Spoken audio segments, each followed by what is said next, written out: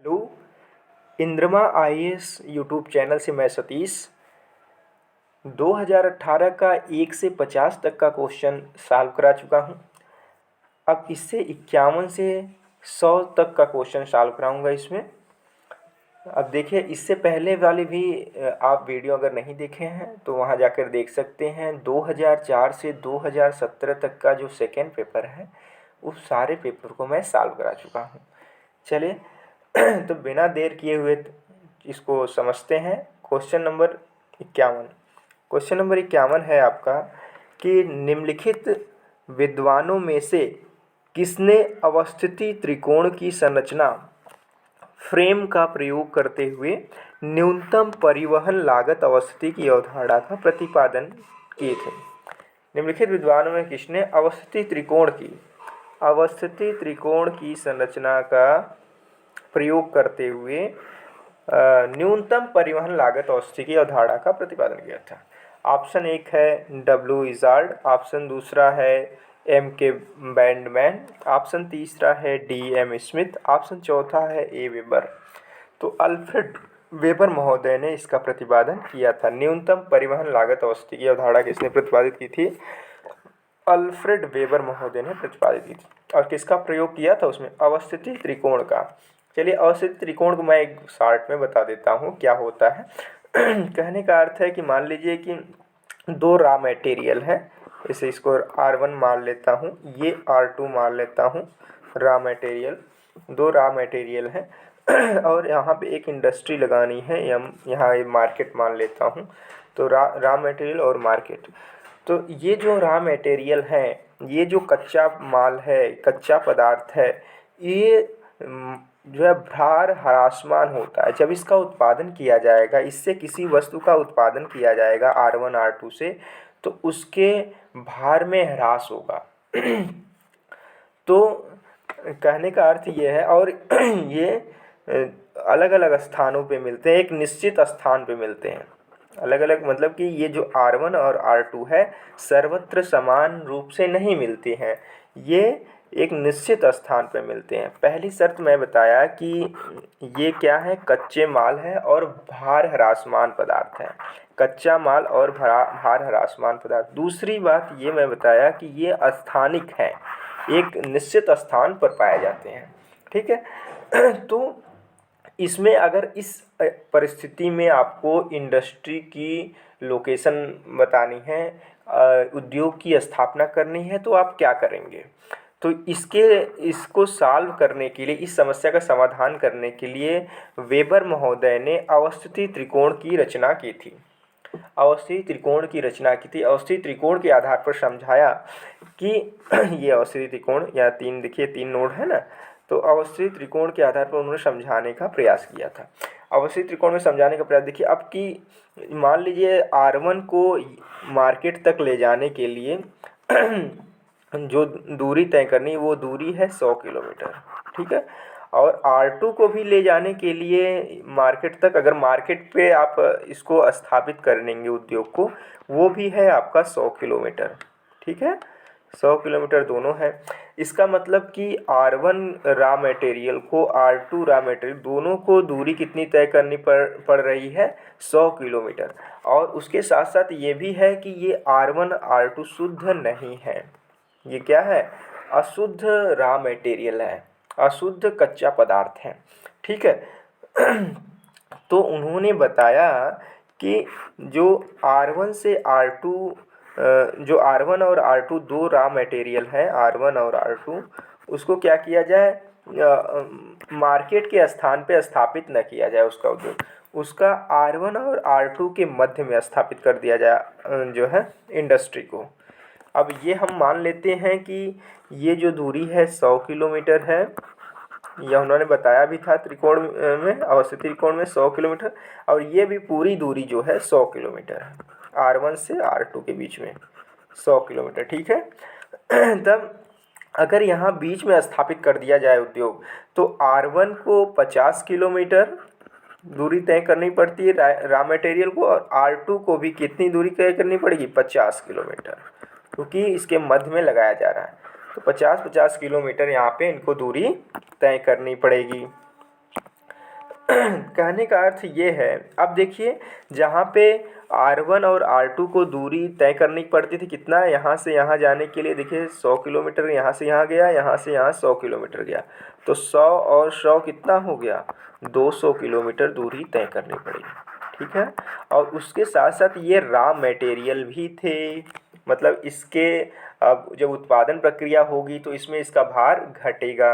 अब दूसरी बात, अगर यहाँ मार्केट पे लगाएंगे तब, अगर यहाँ पे लगा दिया जाए उद्योग को, यहाँ पे उद्योग को लगा दिया जाए तो क्या होगा, इससे ये होगा कि ये R2 देखिए मटेरियल यहाँ आया 50 किलोमीटर दूरी तय करके, और R1 आया 50 किलोमीटर दूरी तय करके, और यहाँ से जो मार्केट की दूरी है ये है 87 किलोमीटर। कितना है आपका, 87 किलोमीटर।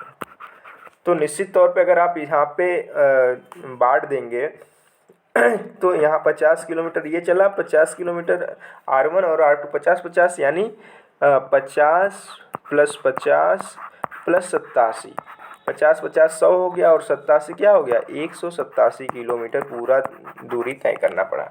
न्यूनतम परिवहन लागत आ रही है, देखिए दूरी कम तय करना पड़ा।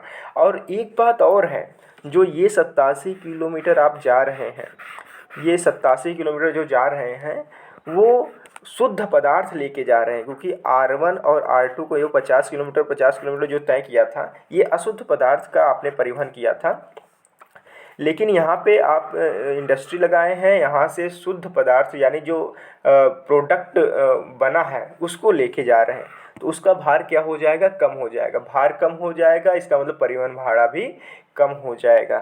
तो ये क्या हो जाएगा, यहाँ पे दो तरह से फ़ायदा आपका होगा। एक तो आपको कम परिवहन दूरी तय करनी पड़ेगी, दूसरा यहाँ पे भार भी कम हो जाएगा, जिससे किसी वस्तु की लागत कम हो जाएगी।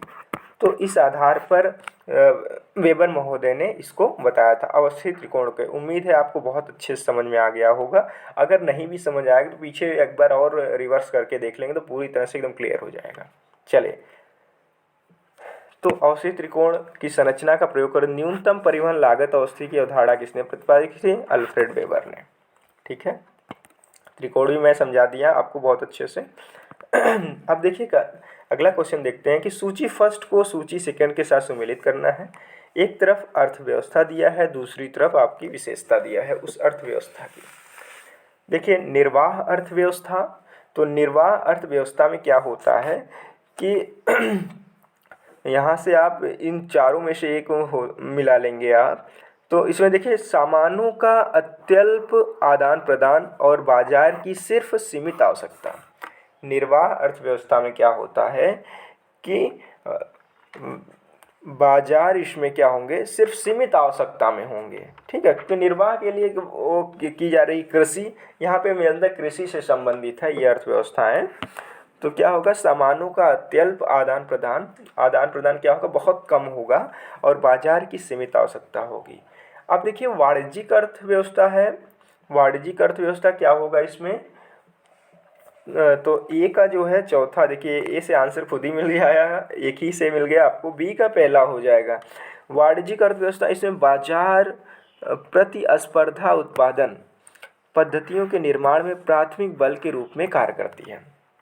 तो वाणिज्यिक अर्थव्यवस्था क्या हो जाएगा कि बाजार इसमें प्रतिस्पर्धा उत्पादन पद्धतियों के निर्माण में प्राथमिक बल के रूप में कार्य करती है। वाणिज्यिक अर्थव्यवस्था प्रतिस्पर्धा होती है उत्पादन के रूप में। ठीक है, और देखिए आगे सघन निर्वाह अर्थव्यवस्था। सघन कृषि कहाँ की जाएगी, जहाँ सघन जनसंख्या होगी।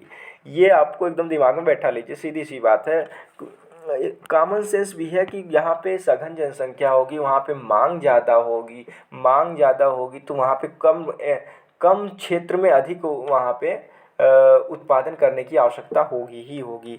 तो सघन निर्वाह अर्थव्यवस्था क्या है, इसका मतलब कि जनसंख्या घनत्व उच्च हो, आत्मनिर्भरता, देखिए यहाँ पे तीसरा मिला लेंगे सघन से, सघन जनसंख्या निर्वाह अर्थव्यवस्था, आत्मनिर्भरता, साथ साथ उच्च उत्पादन और अधिक जनसंख्या घनत्व।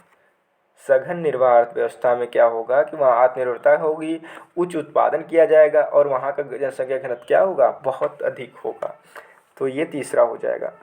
और विस्तीर्ण निर्वाह अर्थव्यवस्था, विस्तार होगा या जनसंख्या घनत्व यहाँ पे विरल होगा, आत्मनिर्भरता होगी, कम उत्पादन किया जाएगा क्योंकि विस्तृत निर्वाह है, बहुत कम जनसंख्या घनत्व और कम जनसंख्या घनत्व है। तो इसका क्या हो जाएगा, डी का जो है दूसरा हो जाएगा, यानी ए का तीसरा, ए का चौथा, बी का पहला और सी का तीसरा और डी का दूसरा, इसका दूसरा आंसर सही हो जाएगा। बहुत आसान सा है, केवल समझने की बात थी। ठीक है, चलिए अगला क्वेश्चन देख लेते हैं। Question number 53। क्वेश्चन नंबर 53 कह रहा है कि निम्नलिखित में से कौन सा कूट दिए गए नेटवर्क के वर्टिसेज, ठीक है, दिए गए नेटवर्क के वर्टिसेज, एजेस और डायमीटर की सही व्याख्या को दर्शाता है। कौन सा दर्शाता है, इसमें आपको बताना है। देखो, वर्टिसेज मतलब होता है नोड्स। एकदम आसान भाषा में, इसको इतना आसान है क्या बताएं आपको। नोड्स, नोड्स, ठीक है। अब नोड्स मतलब क्या है, अब भाई बिंदु हैं, देखिए आप गिन लीजिए आसान से। तो ये नोड, एक नोड हो गया, 2 3 4 5 6 7 8 9 10, यानी वर्टिसेज कितने हो जाएंगे, 10। वर्टिसेज क्यों आपके हो जाएंगे 10, ठीक है। अब एक होता है एजेस। एजेस क्या है, दूसरा एजेस। एज क्या है कि दो नोड को जोड़ने वाली जो रेखा होती है उसे एजेस कहते हैं। दो नोड को जोड़ने वाली रेखा, दो नोड को, एक नोड यहाँ है एक नोड यहाँ, इसको जोड़ने वाली रेखा को एजेस कहते हैं या एज कहते हैं। देखा, तो कहने का मतलब इसको जोड़ लीजिए। अब वर्टिसेज आपने निकाल दिया 10, यानी वी निकाल लिया आपने 10, ठीक है। अब देखिए अगला क्या है कि हम निकाल लेते हैं एजेस। एजेस, ठीक है, यानी ई निकाल लेते हैं। अब एजेस में देखिए, अब इसको काउंट कर लीजिए, दो रेखाओं काउंट करिए, दो बिंदु को जोड़ने वाली रेखा वही है आपका एजेस, यानी 1 2 3 4 और ये 5, ये 6, ये 7 और ये 8, ये 9 और ये 10, यानी एजेस भी कितना आ गया, 10 आ गया। बहुत आसान सा। अब क्या करना है, डायमीटर आपको ज्ञात करना है। डायमीटर, डायमीटर का मतलब होता है कि अधिकतम दूरी को, अधिकतम दूरी को बहुत छोटे रास्ते से कैसे तय किया जाए। बहुत आसान सा है, अधिकतम दूरी को बहुत छोटे रास्ते से कैसे तय किया जाए। देखिए, यानी 5 से अगर 10 ये बहुत अधिकतम दूरी है, और इसको छोटे रास्ते से कैसे तय करते हैं हम लोग। देखिए, पहले यहाँ गए 1, दूसरा यहाँ से 4 से 1 गए, ठीक है, तीसरा 1 से 4 आए, 6 आए, 6 से 7 आए, 7 से 8 आए, 8 से 9 आए, 9 से 10 आए। अब ये वाली जो लाइन अलग कलर की है, ये न्यूनतम छोटा रास्ता, अगर इधर से जाएंगे आप तो बड़ा हो जाएगा। दो चीज़ें यहाँ देखिए, दो एक्स्ट्रा लाइनें आपको जुड़ जाएंगी। तो छोटा रास्ता सबसे है, इसको गिन लीजिए, यानी 1 2 3 4 5 6 तो 7। तो क्या हो गया, डायमीटर कितना हो गया, डायमीटर हो गया 7, ठीक है, डायमीटर हो गया आपका 7। तो यही आपको फाइंड आउट करना था। देखिए, वर्टिसेज आपका 10 है और एजेस आपका 10 है, डायमीटर 7 है, तो इसका सेकेंड आंसर सही हो जाएगा। उम्मीद है आपको बहुत अच्छे से समझ में आ गया होगा, बहुत आसानी से, ठीक है। चलिए अगला क्वेश्चन देखते हैं। Question number 54। 54 में क्या करना है आपको, सूची फर्स्ट को सूची सेकंड से सुमेलित करना है। अब किसका दिया है, विटलसी महोदय का दिया भी हुआ है। देखिए दिया है, वाणिज्यिक दुग्ध उत्पादन, वाणिज्यिक अनुत्पादन, नोमैडिक हार्डिंग और वाणिज्यिक पौधरोपण। देशों के नाम दिए, अर्जेंटीना, श्रीलंका, न्यूजीलैंड, मंगोलिया। तो नोमैडिक हार्डिंग तो मंगोलिया से आप मिला ही दीजिए, मंगोलिया, क्योंकि यहाँ पे पशुचारण वह विस्तृत रूप से किया जाता है। नोमैडिक हार्डिंग का मतलब होता है पशुचारण। तो ये तो ऐसे ही मिला है। सी का हो गया चौथा। जब सी का हो गया चौथा तो एक ही से आपका आंसर निकल गया। देखिए सी का चौथा एक ही में है, एक ही से आपने आंसर निकाल लिया। तो कितना आसान सा है। अब देखिए और देख लेते हैं। देखिए वाणिज्यिक पौधारोपण दिया है, वाणिज्यिक अन्न उत्पादन, वाणिज्यिक दुग्ध उत्पादन। तो वाणिज्यिक दुग्ध उत्पादन को आप मिला लीजिए न्यूजीलैंड से, ठीक है। तो ए का हो गया तीसरा। और वाणिज्यिक जो अन्न उत्पादन है, अर्जेंटीना में कितना एग्रीकल्चरल लैंड है, पंपास का जो क्षेत्र है वो गेहूं के उत्पादन के लिए कितना महत्वपूर्ण है, इससे आप बहुत बड़े पैमाने पे किया जाता है। इससे आप आसानी से इससे भी आंसर निकाल सकते हैं। बी का जो है हो जाएगा पहला, बी का पहला, ठीक है। तो जो बचा उसको मिला लीजिए, श्रीलंका वाणिज्यिक पौधरोपण। तो इसका सही आंसर एक हो जाएगा 3142, ठीक है। तो इसका सही आंसर क्या हो जाएगा 3142। बहुत आसान सा था, यानी 54 का आंसर दूसरा हो जाएगा, ठीक है। चलिए अब देखिए 55 देखते हैं। 55 है आपका कि कैलिफोर्निया के सिलिकॉन वैली की उच्च तकनीकी हाईटेक फर्मों की औषधि में निम्नलिखित में से कौन सा कारक सर्वाधिक महत्वपूर्ण है। कैलिफोर्निया के सिलिकॉन वैली के उच्च तकनीकी हाईटेक फर्मों की औषधि निम्नलिखित में से कौन सा कारक सर्वाधिक महत्व। सस्ता श्रम, बाजार तक पहुंच, तीव्र गति परिवहन, समूहन अर्थव्यवस्था। तो जो ये समूहन अर्थव्यवस्था है, इसके समूहन अर्थव्यवस्था सर्वाधिक प्रभावपूर्ण है, ठीक है। समूहन अर्थव्यवस्था इसका सही आंसर हो जाएगा, क्योंकि समूहन अर्थव्यवस्था में बहुत सारी चीज़ें एक जगह पे मिलती हैं, ठीक है। तो कैलिफोर्निया के सिलिकॉन वैली जो है कहाँ पे है, ये कैलिफोर्निया का जो सैन फ्रांसिस्को है, सैन फ्रांसिस्को वही उसी के आसपास जो है ये सिलिकॉन वैली मिलती है, वहीं सिलिकॉन वैली स्थित है, मिलती क्या है। तो कैलिफोर्निया के सिलिकॉन वैली की उच्च तकनीक हाईटेक फर्मों की औषधि इनमें कौन सा कारक सर्वाधिक महत्वपूर्ण है। समूहन अर्थव्यवस्था, वहाँ पे एंग्लोमरेशन इकोनॉमी है, इसीलिए वो वहाँ पे बहुत सारे जो उच्च तकनीकी की फर्में हैं आसानी से क्रियाशील हैं, ठीक है। चलिए तो ये है आपका चौथा। अगला क्वेश्चन देख लेते हैं। Question number 56। रिमर ने निम्नलिखित में से किस वर्ष विकासशील अर्थव्यवस्थाओं में भू परिवहन प्रणाली के विकास हेतु मॉडल प्रतिपादित किया था। बहुत आसान सा क्वेश्चन है कि रिमर महोदय ने किस वर्ष विकासशील अर्थव्यवस्थाओं में भू परिवहन प्रणाली के विकास हेतु मॉडल प्रतिपादित किया था। ये परिवहन भूगोल का क्वेश्चन है। तो ये कब किया था, सबसे पहले ये जान लीजिए। 75, 76, 77, 78। तो ये किया था रिमर महोदय ने 1977 में भू परिवहन प्रणाली का विकास के लिए मॉडल जो दिया था। उन्होंने मॉडल में जो है 4 चरण बताए थे। रिमर ने अपने मॉडल में कितने चरण बताए थे, 4 चरण बताए थे। पहला चरण था, उन्होंने बताया था पूर्व संपर्क चरण, ठीक है। पहला पूर्व संपर्क चरण बताया था, ठीक है, पूर्व संपर्क चरण। और दूसरा बताया था प्रारंभिक औपनिवेशिक चरण, ठीक है, प्रारंभिक औपनिवेशिक चरण बताया था, निवेशिक चरण। और तीसरा बताया था उच्च उपनिवेशवाद, उच्च उपनिवेशवाद, उपनिवेशवाद, उच्च उपनिवेशवाद। और लास्ट चरण जो चौथा बताया था उन्होंने औपनिवेशिक चरण बताया था, ठीक है। कौन सा औपनिवेशिक, नव औपनिवेशिक चरण, नियो कॉलोनिज्म, नव औपनिवेशिक चरण बताया था, ठीक है। तो इन्होंने 4 चरण बताए थे मॉडल में अपने। तो यहाँ क्या पूछा है, रिमर ने किस वर्ष विकासशील अर्थव्यवस्था में भू परिवहन प्रणाली के विकास हेतु मॉडल प्रतिपादित किया था। 1977 में इन्होंने किया था, सही याद रखिएगा, आसान से, यानी तीसरा आंसर सही हो जाएगा। अब देखिए एक क्वेश्चन केवल सूत्र पूछ दिया है यहाँ पे। सूत्र PI = Y/YN अनुपात T/TN, जहाँ PI क्या है, कृषि उत्पादकता सूचकांक। यहाँ PI क्या है, कृषि उत्पादक सूचकांक। और Y क्या है, इकाई क्षेत्र में चयनित फसलों का कुल उत्पादन, यील्ड, ठीक है। YN क्या है, राष्ट्रीय स्तर पर चयनित फसलों का कुल उत्पादन। और T क्या है, इकाई क्षेत्र में कुल क्षेत्रफल जहाँ संबंधित फसलें उगाई गई हों।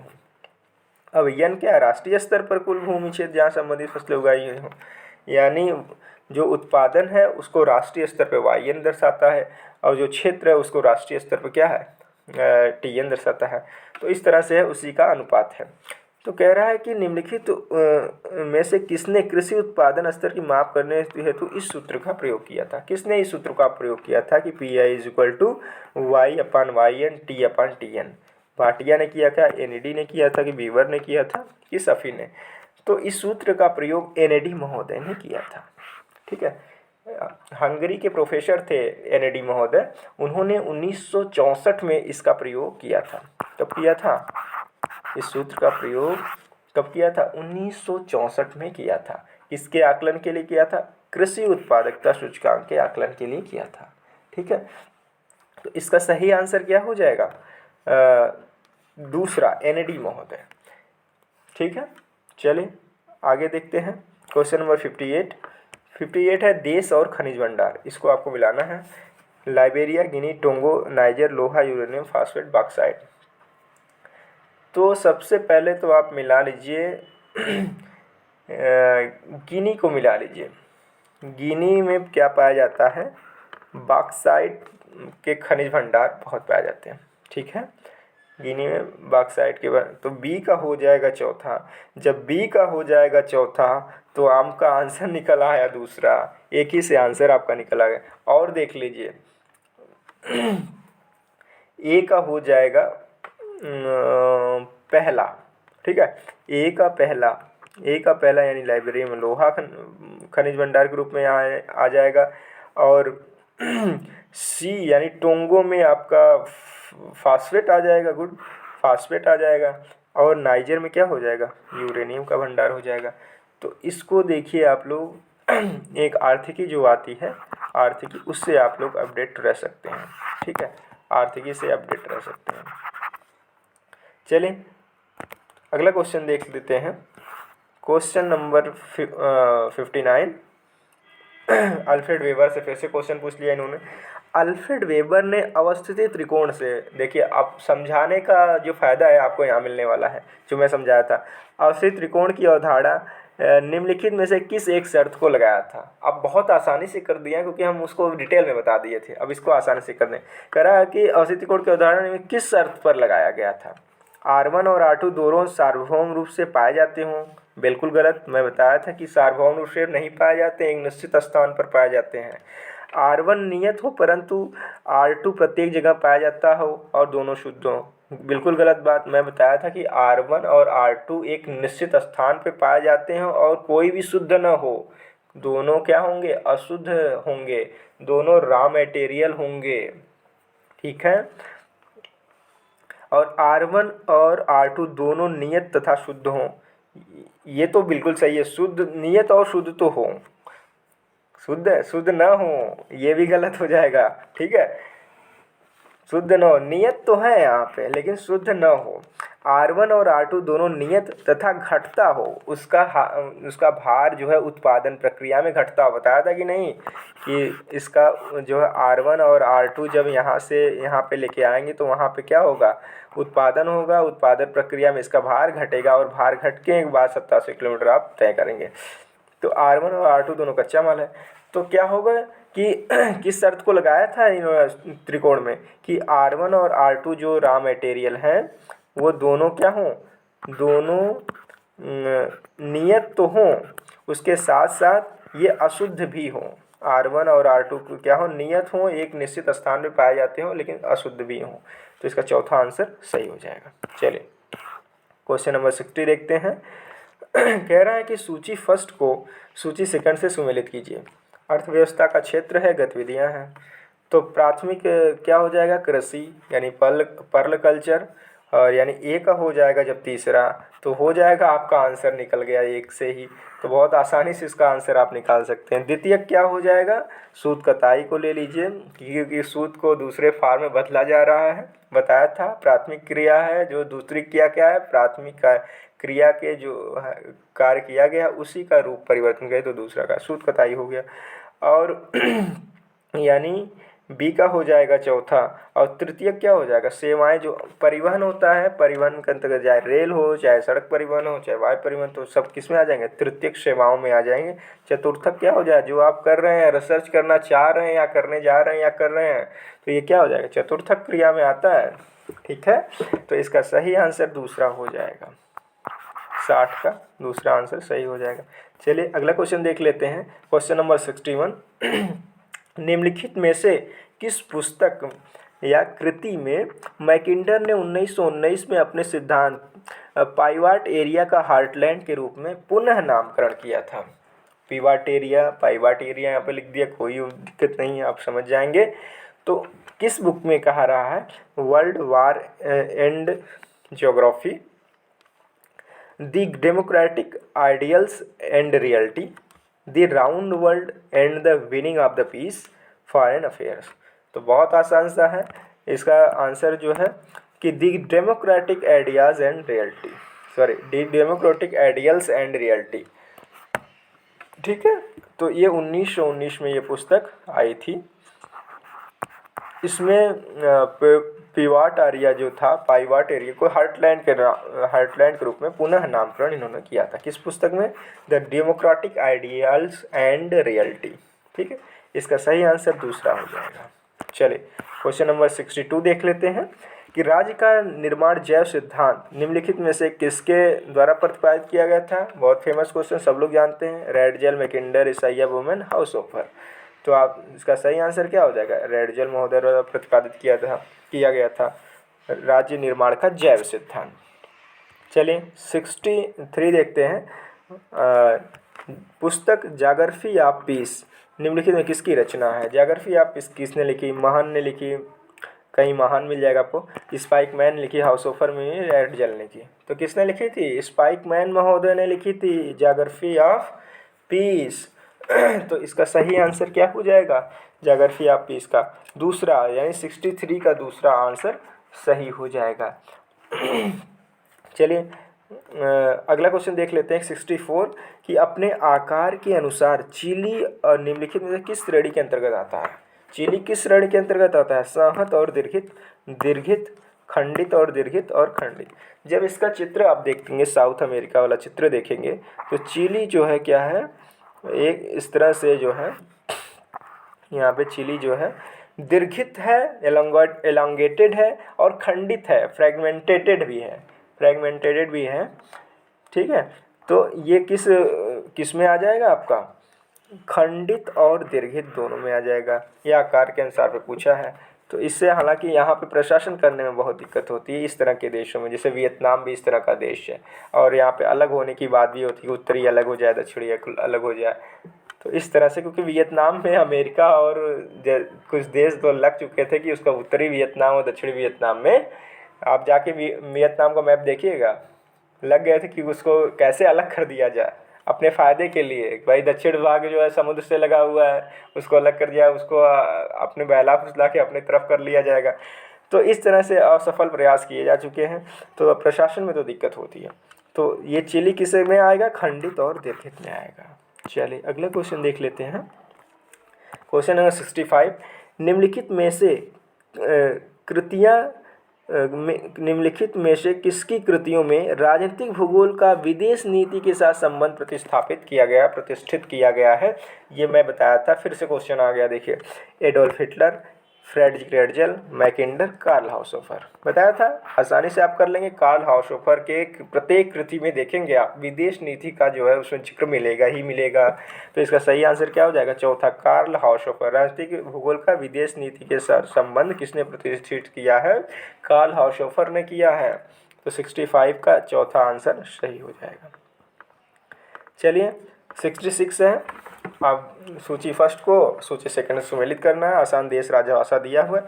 लग्जमबर्ग देखिए जर्मनी और फ्रांस के बॉर्डर पे बीच में है। ये इसकी लग्जमबर्ग में बोली जाती है फ्रेंच भाषा। क्या बोली जाती है, फ्रेंच भाषा बोली जाती है। तो इसका सही आंसर क्या हो जाएगा, ए का तीसरा। जब ए का हो जाएगा तीसरा तो उत्तर आपका निकल जाएगा बहुत आसानी से। एक से आंसर, एक क्वेश्चन से, एक ऑप्शन से आपका आंसर निकल जाए। अल्जीरिया देखिए अल्जीरिया में क्या बोली जाती है, अल्जीरिया में बोली जाती है अरबी। अल्जीरिया में क्या बोली जाती है? अरबी बोली जाती है, यानी बी का हो जाएगा पहला। और चिली में बोली जाती है स्पेनिश। स्पेनिश यहाँ पे आके बसे थे, स्पेनिश बोली जाती है। और कजाकिस्तान रूस के बगल में है, वहाँ पे क्या बोली जाती है? रूसी बोली जाती है। तो इसका सही आंसर क्या हो जाएगा? तीसरा। चलिए अगला क्वेश्चन देख लेते हैं। Question number 67। पुस्तक का नाम यहाँ भी है और लेखक का नाम है ह्यूमन यूनिवर्सलिस्ट। देखिए, the social conquest of the earth, not by gene alone, को इवोल्यूशन, ठीक है। तो जो को इवोल्यूशन है, वो किसकी पुस्तक है?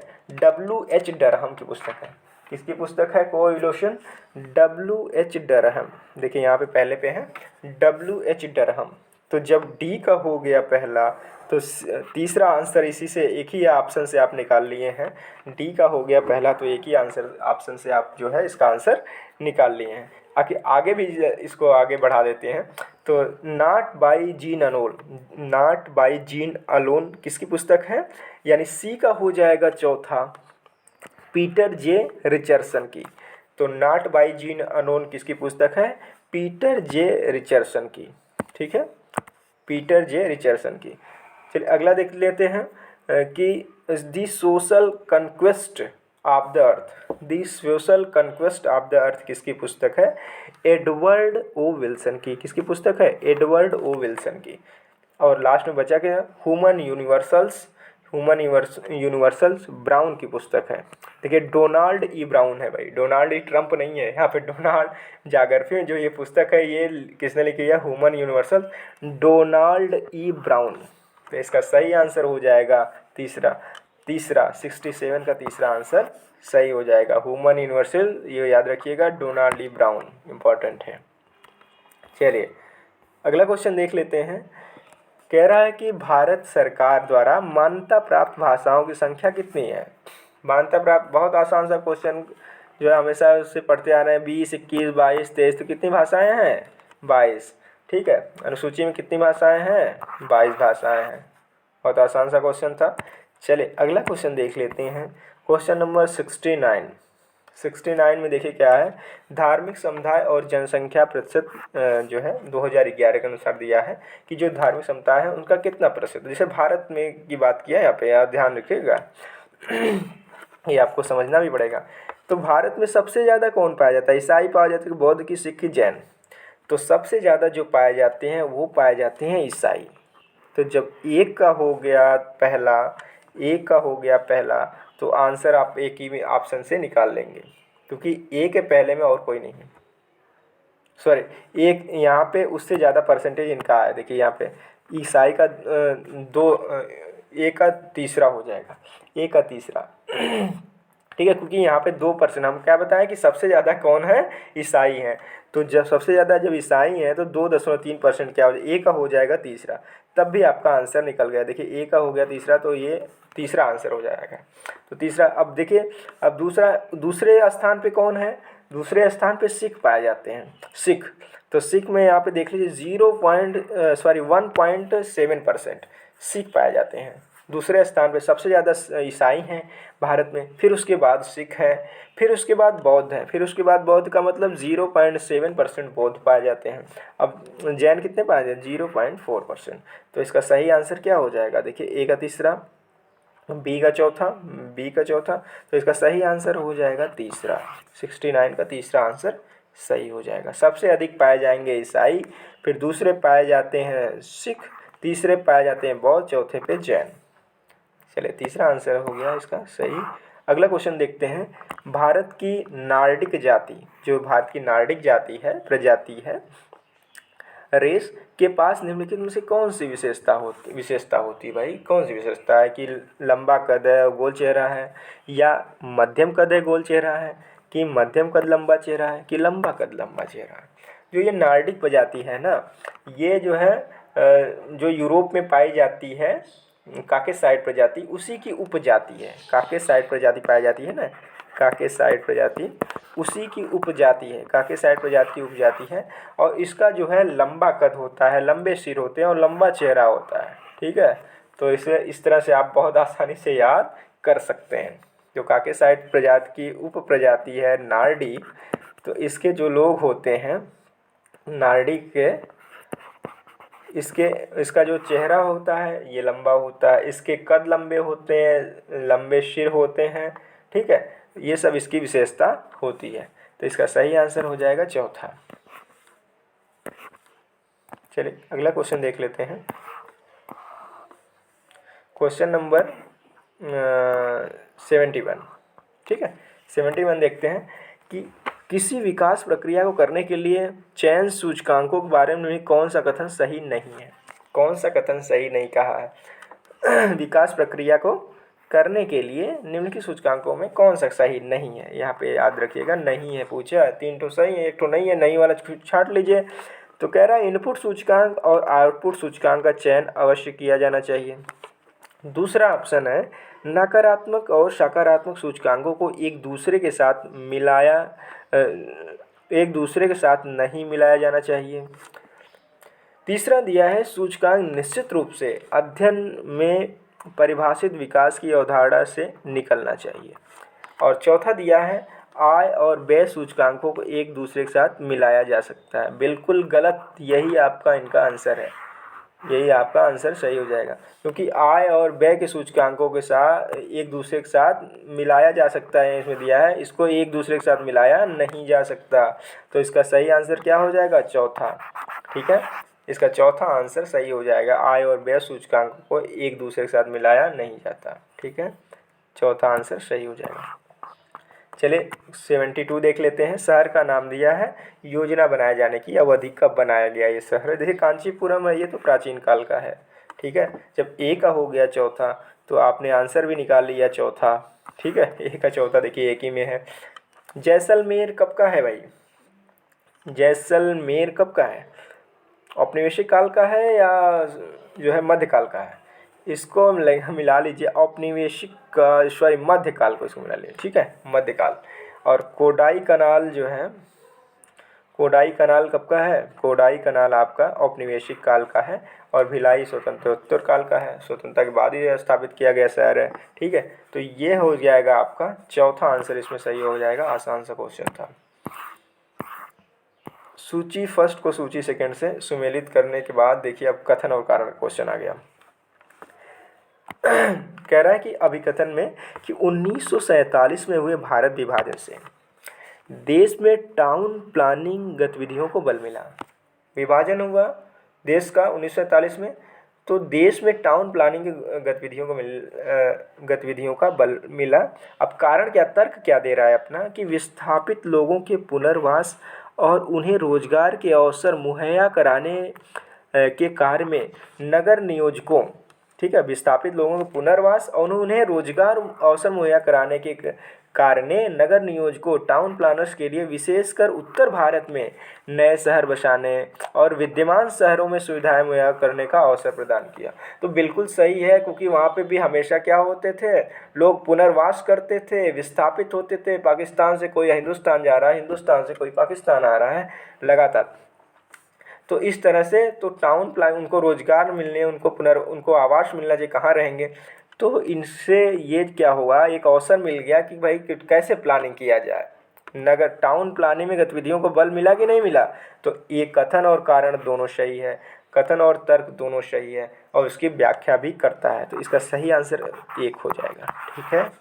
चलिए अगला देख लेते हैं। क्वेश्चन नंबर 74 कह रहा है कि 15 कृषि जलवायु क्षेत्रों एग्रो क्लाइमेटिक रीजन्स का सीमांकन करने हेतु निम्नलिखित में से किस एक मापदंड का प्रयोग किया गया, जिसे भारत के योजना आयोग, वर्तमान नीति आयोग ने 8वीं पंचवर्षीय योजना के दौरान कृषि योजना हेतु क्षेत्रीय दृष्टिकोण शुरुआत करने में स्वीकार किया था। वो आधार क्या थे, यहाँ पे क्या है, कौन से मापदंड का प्रयोग किया गया था, ठीक है। किस मापदंड का प्रयोग किया गया, जलवायु मृदा गुण और वृष्टि का, कि जलवायु मृदा गुण और जल की उपलब्धता का, जलवायु मृदा गुण वृष्टि और जल की उपलब्धता का, जलवायु फसल पैटर्न और वृष्टि और जल की उपलब्धता का।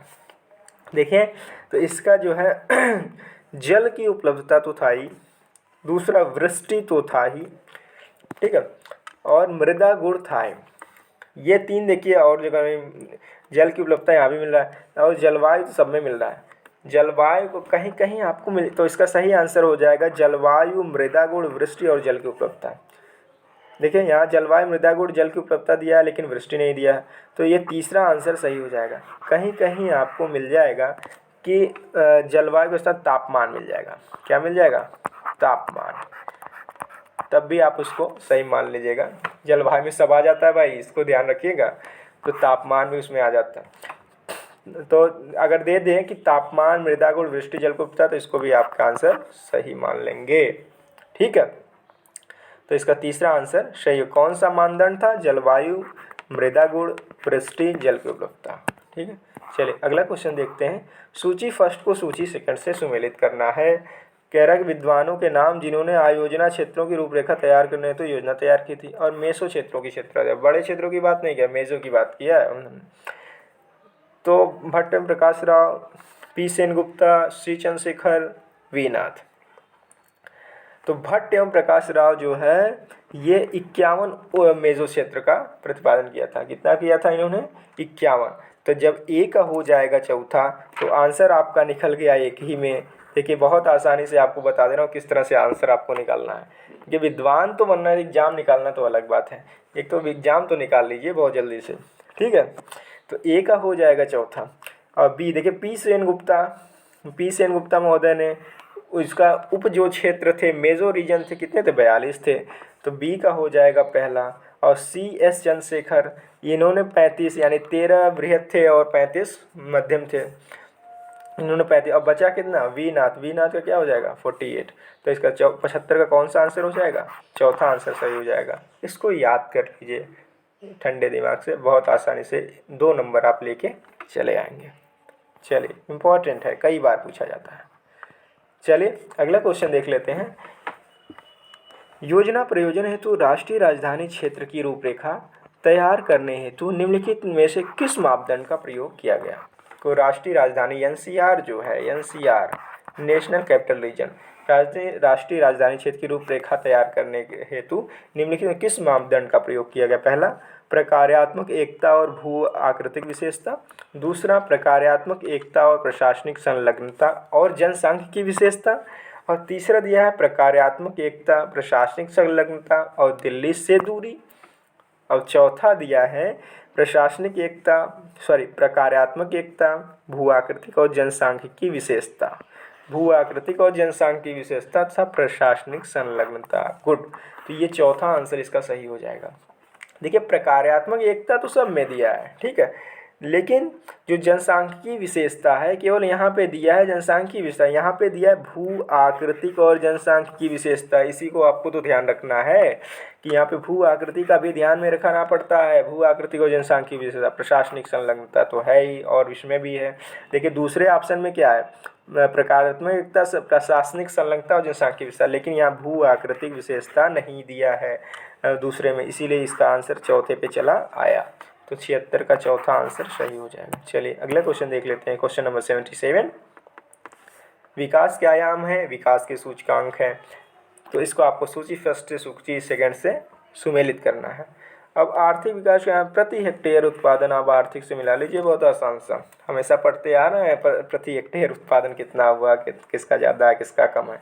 और सामाजिक दूसरा दिया है, तो समाज से आप ढूंढ लीजिए इसमें कुछ महिला जनसंख्या की तुलना में महिला साक्षरों की प्रतिशतता, ठीक है। तो ये हो जाएगा का तीसरा, यानी ए का हो जाएगा चौथा। जब ए का जो चौथा आपने ढूंढ लिया तो आंसर आपने निकाल लिया है। एक ऑप्शन से आंसर लगातार मैं निकालता आया हूँ, देखिए, तो बहुत ज़्यादा विद्वान बनने की है ज़रूरत नहीं, बस स्मार्ट तरीके से काम करने की ज़रूरत है। तो ए का हो जाएगा चौथा, बी का हो जाएगा तीसरा, ठीक है। अब राजनीतिक देखिए क्या है, कुल अल्पसंख्यक निर्वाचक गण की तुलना में वास्तव में मतदान करने वाले अल्पसंख्यकों की संख्या। अब इसे पढ़ने की क्या जरूरत है, अगर आपको पता भी नहीं है तब पर भी आप आसानी से कर सकते हैं। राजनीतिक में क्या है, कुल अल्पसंख्यक निर्वाचक गण की तुलना में वास्तव में मतदान करने का अल्पसंख्यकों की संख्या, तो राजनीतिक से संबंधित हो जाएगा। अब बचा क्या, पारिस्थितिकी और पर्यावरणीय, तो कुल बंजर भूमि की तुलना में उद्धारित भूमि की प्रतिशतता, ठीक है। तो ये हो जाएगा आपका चौथा आंसर। यहाँ पे बहुत आसान सा क्वेश्चन था, कॉमन सेंस लगाने पे आप इसको कर सकते थे, ठीक है। चलिए अगला क्वेश्चन देखते हैं 78, निम्नलिखित में से कौन सा कथन विकास की अवधारणा के संबंध में सही नहीं है? विकास की अवधारणा के संबंध में सही नहीं है कौन? विकास एक सतत प्रक्रिया है, ये तो बिल्कुल सही है। विकास एक बहुमुखी प्रक्रिया है, बिल्कुल सही है। विकास का अभिप्राय बिना किसी परिवर्तन की वृद्धि है। अब परिवर्तन होगा नहीं तो विकास क्या होगा, तो ये गलत हो जाएगा। समय और स्थान के अनुसार विकास का अर्थ बदलता है, ये भी सही है। तो पूछा था कौन सा सही नहीं है, तो तीसरा सही है। इसका सही आंसर क्या हो जाएगा, तीसरा। चलिए अगला क्वेश्चन देखते हैं। क्वेश्चन नंबर 79 कह रहा है कि निम्नलिखित कथनों को पढ़े और नीचे कूट से उत्तर दीजिए। तो ए है, संदर्शी योजना की दीर्घावधि योजना भी कहा जा सकता है। संदर्शी योजना को क्या कहा जाता है, दीर्घावधि योजना भी कहा जा सकता है। और दूसरा दिया है, संदर्शी योजना 20 से 25 वर्षों की अवधि के लिए तैयार की जाती है। ठीक है।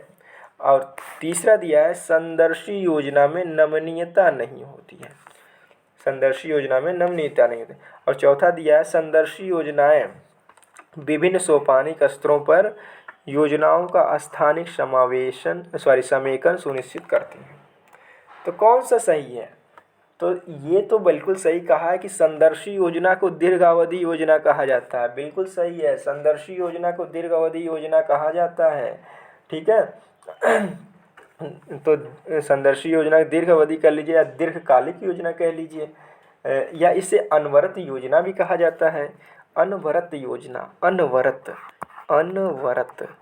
इसको अनवरत योजना भी कहा जाता है। ठीक है, तो इसको अनवरत योजना भी कहा जाता है। तो ये ऑप्शन तो बिल्कुल सही हो गया।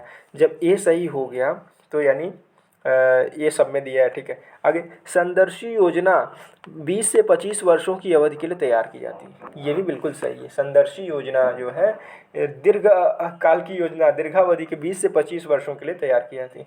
यानी ए और बी दोनों सही हो जाएगा। ठीक है, ए और बी जब दोनों सही हो जाएगा तो ये गलत हो गया क्योंकि बी भी सही है और ए व बी दोनों सही है। यानी अभी तक जो है एक आंसर आपने काट दिया है। अब ये क्या है कि संदर्शी योजना में नमनीयता नहीं होती है। बिल्कुल गलत बात है, नमनीयता होती है भाई, इतना कठोर नहीं होता उसके नियम। नमनीयता होती है तो सी कट जाएगा। जब सी कट जाएगा तो ये भी कट जाएगा। ठीक है, ये कट गया। अब डी देख लेते हैं। अब बचा केवल दो आंसर, दो और चौथा।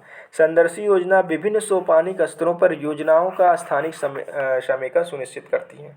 तो बिल्कुल सही है, स्थानिक समेकन सुनिश्चित करने का कार्य भी ये संदर्शी योजना करती हैं। तो इसका अर्थ ये है कि ए, बी और डी आंसर इसका सही हो जाएगा। चौथा 79 का चौथा आंसर सही हो जाएगा। चलिए अगले क्वेश्चन देख लेते हैं। क्वेश्चन नंबर 80 कह रहा है कि निम्नलिखित को पढ़ें और दिए गए कोड का सही उत्तर चयन किया। तो आंकड़े दिए हुए हैं, मतलब कि कथन दिए हुए हैं, उसको कोड की सहायता से आंसर देना है। कह रहा है कि जब आंकड़े काफ़ी विषम हो तो रैंक संकलन प्रविधि विकास के स्तरों को मापने की सर्वाधिक उपयुक्त विधि है। कह रहा है जब आंकड़े काफ़ी विषम हो तो रैंक संकलन प्रविधि विकास के स्तरों को मापने के लिए सर्वाधिक उपयुक्त विधि है। ठीक है, आगे कह रहा है रैंक संकलन प्रविधि प्रयोग में काफ़ी सरल है। ठीक है, रैंक संकलन प्रविधि प्रयोग में काफ़ी सरल है, तो ठीक लग रहा है, सरल हो। अगला देखते हैं, जेट स्कोर प्रविधि सुदृढ़ है तथा यह विकास के स्तरों को मापने में प्रयोग में लाई जाने वाली प्रविधियों में सर्वाधिक उपयुक्त है। अभी क्या बताया कि जब आंकड़े विषम हो तो रैंक संकलन प्रविधि विकास के स्तरों को मापने में सर्वाधिक उपयुक्त है। यहाँ कह रहा है जेड स्कोर सर्वाधिक उपयुक्त है। अभी आगे देख लेते हैं, इसको भी फिर बताते हैं। यदि विकास के विभिन्न घटकों के बीच अंतर संबंध कमजोर और संदेहास्पद हो तो प्रमुख घटक विश्लेषण प्रविधि का प्रयोग से बचना चाहिए। तो ये बिल्कुल सही है। यदि विकास के विभिन्न घटकों के बीच अंतर संबंध कमजोर हो, यदि विकास के विभिन्न घटकों के बीच अंतर संबंध कमजोर और संदेहास्पद हो तो प्रमुख घटक विश्लेषण से क्या प्रविधि से बचना चाहिए। जो प्रमुख घटक विश्लेषण प्रविधि है उसको प्रयोग से बचना चाहिए। जब कब बचना चाहिए, कब, जब विकास के विभिन्न घटक के बीच अंतर संबंध कमजोर तथा संदेहास्पद हो। तो डी तो बिल्कुल सही है। जब डी सही है तो ये गलत हो गया, ये गलत हो गया। अब केवल दो ऑप्शन बचे। अब दो ऑप्शन बचे। अब एक और देख लेते हैं कि देखिए ये जो ये कहा है कि जेड स्कोर प्रविधि जेड स्कोर प्रविधि सुदृढ़ है और यह विकास के स्तरों मापने में प्रयोग में लाई जाने सर्वाधिक सभी प्रविधियों में सर्वाधिक उपयुक्त है, ये बिल्कुल गलत है। क्योंकि जो सर्वाधिक उपयुक्त विधि कौन है, ये रैंक संकलन प्रविधि सर्वाधिक उपयुक्त है। तो जब सी भी गलत हो जाएगा, सी तो गलत है, ठीक, तो सी भी गलत है पहले से, तब सी भी गलत हो जाएगा। अब ये बचा क्या, ए और बी बचा। तो रैंक संकलन प्रविधि प्रयोग में काफ़ी सरल है, ये बिल्कुल सही है, बी भी सही है और ए भी सही है, सर्वाधिक उपयुक्त बता दिया। तो इसमें हो जाएगा कि ए, बी और डी सही है। क्या हो जाएगा, ए और बी और डी सही है, तो इसका तीसरा आंसर सही हो जाएगा। चलिए अगला क्वेश्चन देख लेते हैं। Question number 81, commercial dairy farming में निम्नलिखित में किस देश का प्रथम स्थान है। देखिए यहाँ कॉमर्शियल पूछा है, डेयरी फार्मिंग पूछा, लेकिन कॉमर्शियल डेयरी फार्मिंग पूछा है। यूएसए, भारत, चीन, पाकिस्तान, आप भारत लगा के ना आ जाइए। कॉमर्शियल डेयरी फार्मिंग पूछा है, किसका लगाएंगे, यूएसए। कॉमर्शियल रूप से यूएसए का डेयरी फार्मिंग जो है का देश का प्रथम स्थान है। भारत तो भाई दुग्ध उत्पादन में प्रथम स्थान है, ठीक है। तो इसका सही आंसर 81 का हो जाएगा, यूएसए। चलिए अगला क्वेश्चन देख लेते हैं। क्वेश्चन नंबर 82 कह रहा है कि निम्नलिखित में से किस वर्ष महाराष्ट्र में पहली बार आधुनिक सूती वस्त्र मिल की स्थापना हुई थी। और 1850, 1854, 1858, 1862, किस वर्ष हुई थी। तो महाराष्ट्र में पहली बार जो आधुनिक सूती मिल की स्थापना हुई थी वो हुई थी 1854 में। कब हुई थी, 1854 में, 1854। इसका सही आंसर हो जाएगा दूसरा। चलिए अगला क्वेश्चन देख लेते हैं। क्वेश्चन नंबर 83 बात का नाम है और राज्य का नाम है मयूरकाशी, मयूराक्षी, हालांकि ये है मयूरकाशी लिख दिया, कुछ भी लिख देंगे ये। मयूराक्षी बांध जो है इसको आप मिला लीजिए पश्चिम बंगाल, ठीक है। मेट्टूर बांध जो है ये आप मिला लीजिए तमिलनाडु कावेरी नदी पे, ये और ये नागार्जुन सागर ये मिला लीजिए आप आंध्र प्रदेश, और हीराकुंड उड़ीसा में जानते हैं महानदी पे, ठीक है। तो डी का तीसरा एक ही में देखिए, यहीं से आपका आंसर मिल गया। तो 83 का पहला आंसर सही हो जाएगा। चलिए अगला क्वेश्चन देख लेते हैं। क्वेश्चन नंबर 84 भारतीय क्षेत्र से दक्षिण पश्चिम मानसून वापसी की निम्नलिखित में से कौन सी तिथि सही है। 1 सितंबर, 5 सितंबर, 10 सितंबर, 15 सितंबर। यहाँ पे दक्षिण पश्चिम मानसून के वापसी पूछा है, यानी उत्तर पूर्वी मानसून कब से शुरू होता है। 1 सितंबर आप मार दीजिए, बहुत आसानी से आपका आंसर सही हो गया। दक्षिण पश्चिम मानसून को लेके उत्तर पूर्वी मानसून पूछ रहा है कौन सी तिथि है, तो 1 सितंबर तिथि सही हो जाएगा। सॉरी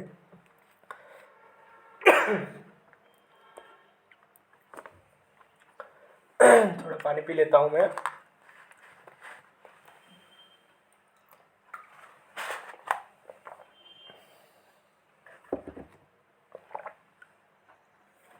चलिए आंध्र प्रदेश का जो गुंटूर जिला है निम्नलिखित में से किस खनिज के अयस्क के भंडार के लिए प्रसिद्ध है। कौन से खनिज के अयस्क के भंडार के लिए प्रसिद्ध है। Bauxite, anthracite, magnetite, muscovite. तो जो ये आंध्र प्रदेश का जो गुंटूर जिला है ना, ये जो है सॉरी बहुत खांसी आ रही है, मैग्नेटाइट के लिए प्रसिद्ध है। किस भंडार के, इसके अयस्क के भंडार के लिए प्रसिद्ध है, मैग्नेटाइट के लिए प्रसिद्ध है। तो इसका सही आंसर तीसरा हो जाएगा, मैग्नेटाइट। चलिए अगला क्वेश्चन 86 देखते हैं। निम्नलिखित में से किस वास्तुकार नियोजक ने चंडीगढ़ शहर का मास्टर प्लान तैयार किया था। कई बार पूछा गया है क्वेश्चन। तो चार्ल्स कोरा ने, फ्रैंक लॉयड राइट ने, एडविन लुटियंस ने, ली कार्बूजियर ने। तो किसने प्रतिपादित किया था, किसने बनाया था मास्टर प्लान, ठीक है। तो किसने बनाया था, कार्बूजियर महोदय ने बनाया था, ली कार्बूजियर भाई। चलिए इसका सही आंसर क्या हो जाएगा, चौथा, सबको पता है, कई बार पूछा मुझे आ गया। चलिए कोयला भंडार के मामले में, देखिए कोयला भंडार की बात किया जाए, कोयला भंडार के मामले में भारत के निम्नलिखित में से किस राज्य समूह के बाद झारखंड का तीसरा स्थान है। देखिए ये 2018 का पेपर है। 2018 के अनुसार जो है इसका आंसर होगा आपका दूसरा, उड़ीसा और छत्तीसगढ़, क्योंकि उस समय उड़ीसा जो है सर्वाधिक भंडार के रूप में था। कोयला भंडार सर्वाधिक उड़ीसा में था, फिर छत्तीसगढ़ में था, और फिर उसके बाद झारखंड का तीसरा स्थान आता है। इस समय जो 2020 के आंकड़े जो हम लोगों को मिले, 2020-21 के आंकड़े जो हैं उसमें क्या है, पहले स्थान पे भंडार में कौन पहुंच गया है, झारखंड पहुंच गया है। जिस जो तीसरे स्थान पे था वो पहले स्थान पे झारखंड आ गया है, दूसरे पे उड़ीसा आ गया है, अब दूसरे पे उड़ीसा और तीसरे पे क्या है, छत्तीसगढ़ हो गया है, छत्तीसगढ़। तो ये हो गया है। तो उस आधार पे क्या हो जाएगा, तो इसलिए आप लोग अपडेट रहिए इसको, ठीक है। इस क्वेश्चन के लिए अपडेट, इसको पढ़िए लेकिन इसको अपडेट वाला पढ़िए, पहले झारखंड, ये उड़ीसा, फिर छत्तीसगढ़। हालांकि उसका रैंक होगी बदल रही है आपकी, पहली, दूसरी, तीसरी। हालांकि भंडार में लगभग वही रहेंगे। अब भाई राजस्थान नहीं उत्पादन करने लगेगा, ठीक है, संभावना बहुत कम है, 99% नहीं है। चलिए अगला क्वेश्चन देखते हैं। क्वेश्चन नंबर 88, आदित्यपुर विशेष आर्थिक जोन, स्पेशल इकोनॉमिक जोन निम्नलिखित में किसके लिए प्रसिद्ध है। इंजीनियरिंग और मशीन टूल्स के लिए, ऊनी वस्त्र के लिए, ऑटोमोबाइल और ऑटो पार्ट्स के लिए, डेयरी उत्पाद के लिए। तो किसके लिए प्रसिद्ध है, ऑटोमोबाइल एवं ऑटो पार्ट्स के लिए प्रसिद्ध है। आदित्यपुर विशेष आर्थिक जोन ऑटोमोबाइल और ऑटो पार्ट्स के लिए प्रसिद्ध है। अब देखिए ये आदित्यपुर विशेष आर्थिक जोन है कहाँ, झारखंड में है। ये कहाँ है, झारखंड में है। इसको आप लोग याद रखिएगा। आदित्यपुर विशेष आर्थिक जोन कहाँ है, झारखंड में है। ये ऑटोमोबाइल तथा ऑटो पार्ट्स के लिए प्रसिद्ध है। इसे जो है विशेष आर्थिक जोन की सरकार द्वारा दर्जा दिया गया था 2016 में। 2016 में आदित्यपुर विशेष आर्थिक जोन जो है, आदित्यपुर को विशेष आर्थिक जोन, स्पेशल इकोनॉमिक जोन घोषित किया गया था। SEZ, स्पेशल इकोनॉमिक जोन घोषित किया गया 2016 में। ये कहाँ है, झारखंड में है। चलिए तो इसका सही आंसर तीसरा हो जाएगा। चलिए 89 देखते हैं। 89 को आपको क्या करना है, सुमेलित करना है। सूची फर्स्ट को सूची सेकंड से सुमेलित करना है। देख लीजिए ये जो है पुराना है, 2015-16 का डेटा है, पढ़ने से कोई मतलब नहीं है। इसको आप लोग अब अपडेट हो जाएगा, केवल ये जानते रहिए कि ये क्या पूछता है। प्रति व्यक्ति पूछा है, प्रति व्यक्ति SGDP, प्रति व्यक्ति SGDP पूछा था। GDP इसके अनुसार तो भाई मैं आंसर बता दूं अगर, तो हरियाणा का था उसमें 180। तो ए का जब हो जाएगा तीसरा, ए का जो है तीसरा, तो इसका तीसरा आंसर सही होगा। लेकिन आप इसको अपडेट रहिए। चलिए अगला क्वेश्चन देखते हैं, क्वेश्चन नंबर 90। कह रहा है कि कथन और कारण में कि भारत अपने व्यापार घाटे को पाटने में सफल नहीं रहा, व्यापार घाटे को पाटने में सफल नहीं रहा। और उत्तर क्या कर रहा है कि मूल्य के मद में भारत का निर्यात घटता रहा। तो बिल्कुल गलत है, लगातार घटता नहीं रहा है। कुछ वस्तुओं को छोड़ दिया जाए उसका निर्यात घटता रहा है, तो उसको कुछ वस्तुओं को छोड़ के निर्यात तो बढ़ रहा है उसका। तो ये हो जाएगा आपका गलत। और आप भारत अपने व्यापार घाटे को पाटने में सफल नहीं रहा है, ये बिल्कुल सही है। तो ए सही है लेकिन आर गलत है। तो ए सही है किंतु आर गलत है, तीसरा इसका सही आंसर हो जाएगा। ठीक है, चलिए अगला क्वेश्चन देखते हैं 91 को। 91 है आपका, सूची फर्स्ट को सूची सेकंड से सुमेलित करना है। देखिए सुमेलित कर लेते हैं। दिया है मानचित्र का प्रकार, सन्निहित सूचना, कोरोक्रोमैटिक। तो क्लोरोक्रोमैटिक किससे आप मिला लेंगे, कोरोक्रोमैटिक है आपका यन रंगक के माध्यम से क्षेत्रीय वितरण। ठीक है, यन रंगक के माध्यम से क्षेत्रीय वितरण, यानी ए का हो जाएगा दूसरा। वर्ण प्रतीकी किससे आप मिला लेंगे, वर्ण प्रतीकी, देखिए स्पष्ट एकदम साफ से, प्रतीकी प्रतीक से संबंधित है, संकेतों के माध्यम से क्षेत्रीय वितरण। तो बी का हो जाएगा चौथा, बी का कितना हो जाएगा, चौथा। ठीक है, और अगला देख लेते हैं, वर्णमात्री यानी कोरोप्लेथ। अब समझते हैं, शेडों के माध्यम से वितरण में क्षेत्रीय अंतर को दर्शाता है। अब समान रेखा क्या है, समान मूल्यों के स्थानों को जोड़ने वाली रेखा, यानी एक सी का हो जाएगा और डी का हो जाएगा तीसरा, यानी जिसमें होगा 2 4 1 3, वही होगा इसका आंसर। 2 2 4 1 3, देखिए ठीक है। तो इसका सही आंसर क्या हो जाएगा, तीसरा, 2 1 4 3।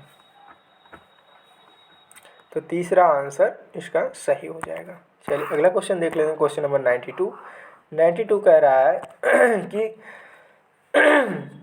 1:50,000 मान स्केल के स्थलाकृतिक मानचित्र के समोच्च अंतराल 10 मीटर दिया गया है और स्थान ए 200 मीटर और 200 मीटर MSL मीन सी लेवल दिया है भाई यहाँ पे ऐसा थोड़ा सा लग रहा है, अलग से लग रहा है। MSL क्या है? मीन सी लेवल पर स्थित मीन सी लेवल के समोच्च पर स्थित है और अन्य स्थान बी जो है 240 मीटर के मीन सी लेवल के समोच्च पर स्थित है।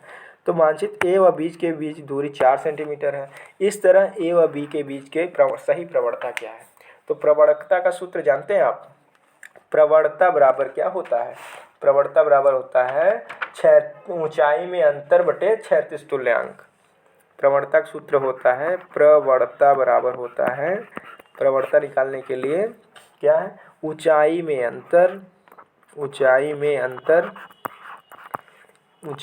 अंतर अपान क्या होता है? क्षैतिज तुल्यांक होता है, क्षैतिज तुल्यांक। ठीक है, तुल्यांक। ये हो गया सूत्र।